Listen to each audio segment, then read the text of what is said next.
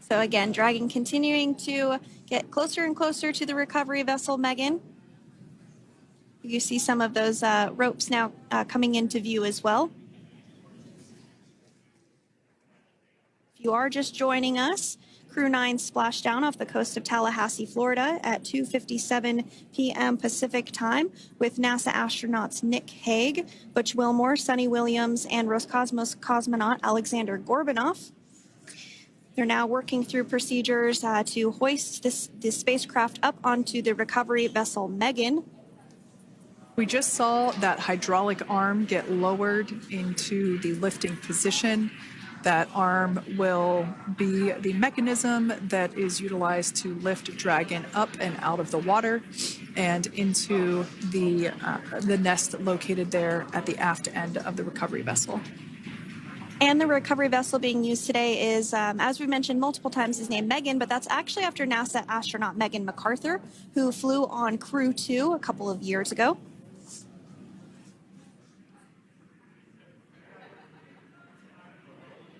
We're getting some views now from actually inside the boat.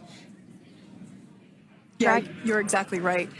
This view is straight down the recovery vessel. That platform that was closest to the camera, that is the egress platform. Freedom, rigging is almost complete. Approximately 5 minutes until capsule lift. Great news there from SpaceX 4. So about 5 minutes left until we see Dragon Freedom get lifted out of the water. That hydraulic arm, as I said before, is the mechanism that will lift it. It's quite swift, actually, the whole process of getting the spacecraft. Brace for capsule lift. Bracing. There it goes, Dragon Freedom being lifted out of the water and onto our recovery vessel, Megan.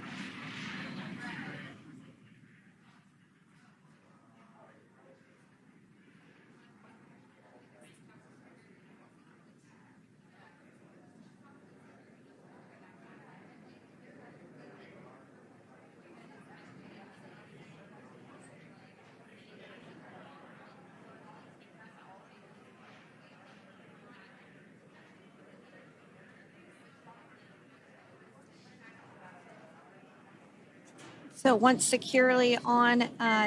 Welcome aboard the recovery vessel. Recovery personnel are completing final checks and stand by for translation to the egress platform.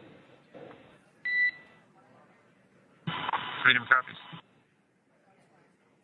Great news there, letting us know that Dragon Freedom has been successfully recovered from the water's surface.